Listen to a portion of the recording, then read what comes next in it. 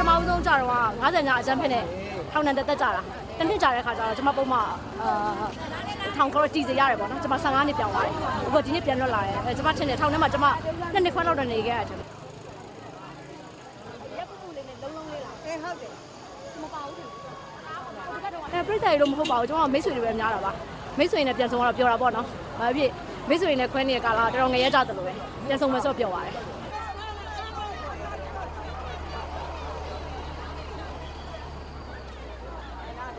အမေတို့ဆောင်ရဲဟိုကအမေတို့ဆောင်9ယောက်ပဲပါတယ်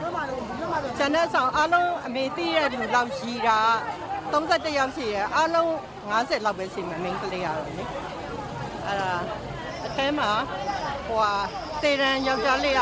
အယောက်200ကျော်တယ်။မင်းကလေးက17ယောက်ရှိရဲ။